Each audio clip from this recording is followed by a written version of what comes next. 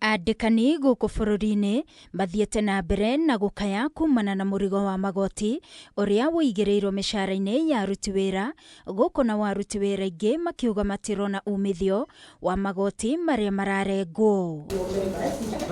Kuringana na murugamiriri munene wa ngwataniro ya andikani FKE Jacqueline Mugo, urito wa magoti urituheire andikani na aruti wira mushara wa igoto uria andu marainukia ukimatiga morito-ini maingĩ. These challenges strained employers, reduced productivity and hindered job creation. They also led to many cases of redundancies, the closure of many enterprises and overall difficulty on the part of employers to meet the compliance requirements, particularly under the Employment Act 2007 on the 1/3 rule, which basically says that employees should take home 1/3 of their salary as net pay.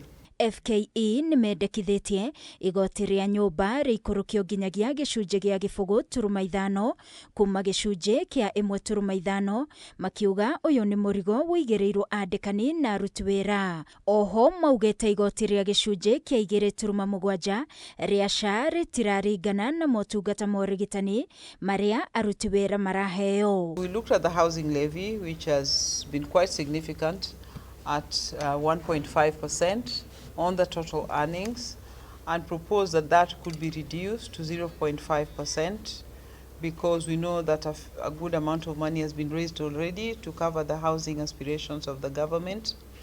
We looked at SHA, where employees are contributing 2.7%, but the implementation of SHA has faced a lot of challenges. Thina uyu ni wihiriirie kurumirira wagi wa mawira kuria mwaka muhituku andu 5,000 mateire mawira, kambuni nyingi igitirie mirango kana guthamira kundu kungi. Riu FKE makiuga ni marathingata thirikari guthurima weru magoti maria igathikite. We need to look at the state of businesses and why businesses are closing down or relocating or reducing their workforce to be able to keep people in jobs.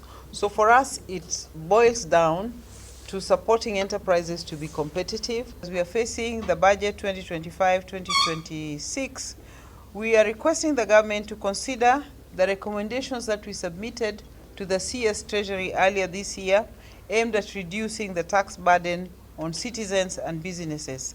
Kuringana na riboti ya uthuthuria ya FKE ya mwaka muhituku yonanirie magoti ma iguru, ugwati wa kurwo ni mawira na wagi wa riera riega ria wonjoria ta mamwe ma maundu maria menyenyetie biacara, kuria sekta ya urimi itatigitwo na thutha kurumirira mukana wa wendia wa macani bururi-ini wa Sudan, undu uria ucungiriirie hathara ya ciringi bilioni 2.4. We therefore called on the government as employers to reduce the tax burden, because over 60% of our members said this was the main thing. They also needed stability in the business environment. So we call upon the government of Kenya to engage Sudan urgently and diplomatically to resolve this issue and restore market access so that we can sell our tea. FKE ni yuritie thirikari gwika mituki na kuhonokia biacara nyingi na njira ya kugacirithia riera ria wonjoria. Ngiribotera Kameme TV ni njitagwo Wangui wa Mwiruri.